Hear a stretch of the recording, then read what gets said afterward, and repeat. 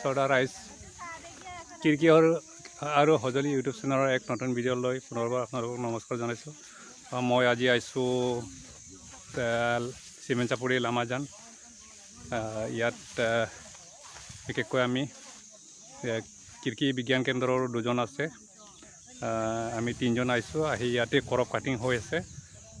কৰপ cutting কৰিবলৈ ইয়াত আমি আহিলোঁ। ইয়াত বিশেষকৈ বহুত মানুহ কমেই 28-30 মান ধান কাটি আছে। ইয়াত ৰাজু বাছাৰ তেখেতে কেবিকেৰ পৰা বিনা 11 ধান লৈছিলে। তেওঁ মোটামুটিকৈ 6 বিঘা ধান খেতি কৰিছে। 6 বিঘা ধান খেতি মানে মোটামুটিকৈ খুব ভাল হৈছে। এতিয়া চাওক, কিন্তু ধানটো চাওক কিমান মজা হৈছে। ইয়াত হাৰিয়াও হৈছে আজি আৰু কৰপ কাটিং হৈছে। আমাৰ কেবিকে হেৰিৰ পৰা আহিছে মানুহ। এতিয়া চাওক, সিহঁতে ৰাতিপুৱাৰ পৰা কাটিছে। ইয়াত চাওক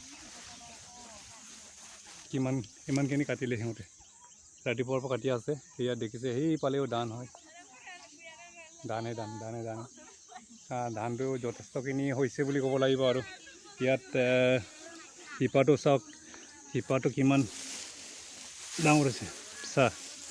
শিপাটো চাওক, ইমান ডাঙৰ শিপা হৈছে। পুলি পকা যথেষ্ট মেলিছে। এয়া চাওক, তেওঁ প্ৰথমবাৰৰ বাবে সেইটো খেতি কৰিছিলে। যথেষ্টখিনি ভাল হৈছে আৰু অহা বছৰে তেখেতে যথেষ্টখিনি ভালকৈ আৰু ধুনীয়াকৈ কৰিম বুলি কৈ আছে। ইয়াততো যথেষ্টখিনি হ'বলগীয়া হৈছে মানে ধানটো। চাওক,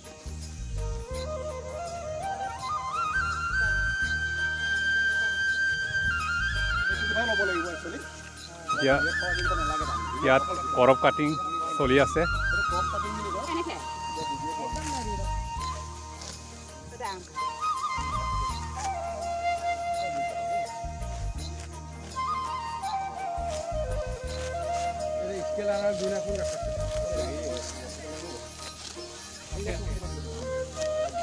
চাওক, ইয়াত কৰপ কাটিং চলি আছে।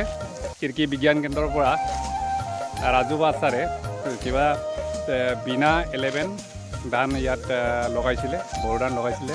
তেখেতে 6 বিঘামান ধান খেতি কৰিছে।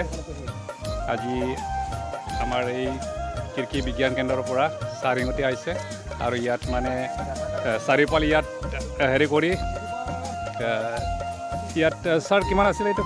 5x5 নেকি metre? 5 metre square. 5 metre square area সেইটো মানে কাটা হৈছে। আৰু সেইখিনি এতিয়া এই ধানটো উলিয়াই মানে আকৌ জোকা হ'ব। তেতিয়া এটা উত্তৰ ওলাব যে সেইখিনি কিমান কেজি হ'ল। তাৰপৰা এটা উত্তৰ ওলাব, মোটামুটিকৈ বিঘাত ইমান ওলাইছে বুলি জানিব পাৰি। সেইটোৰ কাৰণে এনেকুৱা কৰপ কাটিং কৰা হয়। ইয়াত ধান কটা মানুহ, বহুত ধান কটা মানুহ চাওক।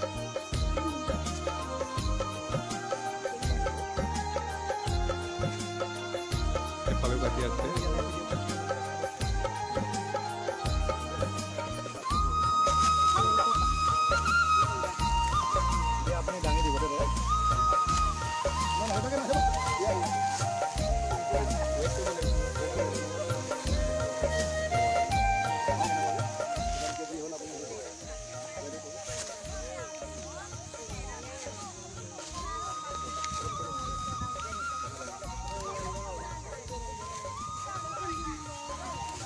এতিয়া ৱেট কৰিছে।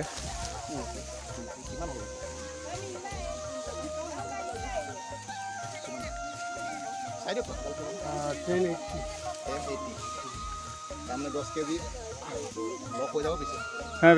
11 কেজি? 11 কেজি হ'ল ন? তাৰপিছত এতিয়া আমি ইয়াত কিমান জোপা আছে এটা হিচাপ এটা কওকচোন আপুনি। টোটেল গছ কিমান জোপা আছিলে আপুনি চাওক। দুইটো হিচাপ কৰি দিওঁ, দুইটো চাই দিলে হ'ব। এফালে মই চাম বাৰু, আপোনালোকৰ থাকক চবে, এটা ফটো এটা ল'ম। আৰু হেৰি কৰিব, আপোনালোকে মুখে আপুনি মাৰি দিব লাগিব। মাৰি পেলাই ৱেট কৰিলে কিমান কেজি ৱেট পাম। এই ৱেটটো ঠাইত তাৰমানে আপোনাৰ এই জেগাটোত কিমান কেজি এটা ধান উৎপাদন হ'ল বা আপুনি খৰচা কৰি কিমান কেজি উৎপাদন পালে, সেই উৎপাদনখিনি তাৰমানে আমি জানিব পাৰিম উৎপাদনটো উলিয়াবৰ কাৰণে আচলতে মেইন কৰা হয়। আৰু এই চব এতিয়া আমি আৰু এটা হিচাপ কৰিবলৈ আছে, আমি লৈ যাম কিটকেইটা। এই এটা থোকত কিমানটা ধান আছে, ইয়াত সাধাৰণতে থাকিব লাগে কিমানটা, আৰু আমি পাইছোঁ কিমানটা, বা পটান কিমানটা আছে এটা থোকত, সেইটো আমি তাৰমানে হিচাপ কৰিম। আৰু সেইটো কেলৈ হিচাপ কৰোঁ, তেতিয়া তাৰমানে আপোনাৰ কিবা অসুখ হৈছিলে নি বা উৎপাদন কিমান হৈছে, কোনখিনি সাৰ প্ৰয়োগ কৰিছিলে, গোটেইখিনি লিখিব লাগিব। আৰু সেইটো কাৰণে তাৰমানে আমি এইটো ক্ৰপ কাটিং বুলি কয়। ক্ৰপ কাটিংটো আমাৰ ডাটাখিনি তাৰমানে আমি ল'ব লাগিব।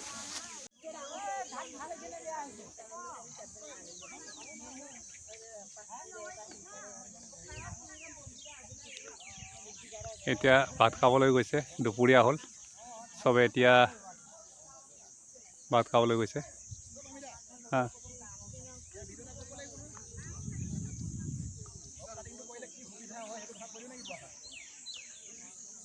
তেখেত আমাৰ ৰাজুপা ছাৰ, তেখেতে ধান খেতি কৰিছে, বড়ো খেতিটো তেখেতে কৰিছে।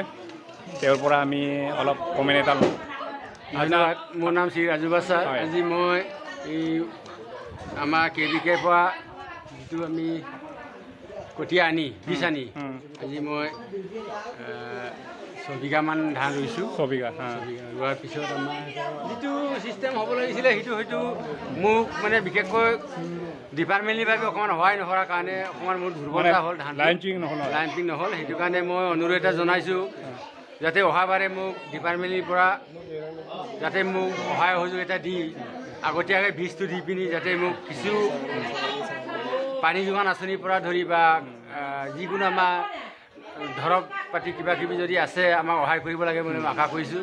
সেইটো কাৰণে আজি মোৰ যথেষ্ট মোৰ ভাই বন্ধু গোটেই গাঁও জ্ঞাতি সমাজে আহি মোক সহায় কৰিবলৈ আহিছে। এনেকৈ যাতে মোক ভৱিষ্যতলৈকে আমাৰ চৰকাৰ ফালৰ পৰা যাতে সহায় কৰে বুলি আশা কৰিছোঁ। হ'ব, ঠিক আছে। ৰাইজ এতিয়া চাওক, ইয়াত ধান কটা দাৱনীবিলাক ইয়াত ভাত খাই আছে।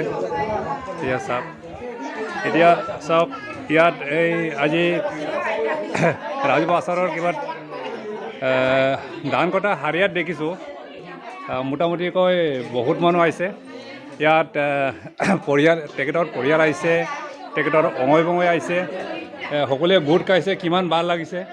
কিন্তু আপুনি চাওক আজিকালি তেনেকুৱা হাৰিয়া চাৰিয়া নাই। আগৰ দিনত হাল বাবলৈ আমাৰ কি হয় মানে গাঁৱৰ মানুহ আহিছিলে, একেলগে হাল বাই হেৰি কৰি মিলা প্ৰীতি আছিলে, মানে সকলোৱে একেলগে ভাত খাইছিলে। আজিকালি মানে তেনেকুৱা নহয়, মানে ট্ৰেক্টৰৰ পৰা হাল বাই, ট্ৰেক্টৰৰ পৰা মানে কিবা মনৰা কৰে, এনেকুৱা ধৰণৰ হৈ আছে। কিন্তু তেওঁ মানে এই আগৰ এই নীতিটো কৰাৰ কাৰণে আমি খুব ভাল পাইছোঁ।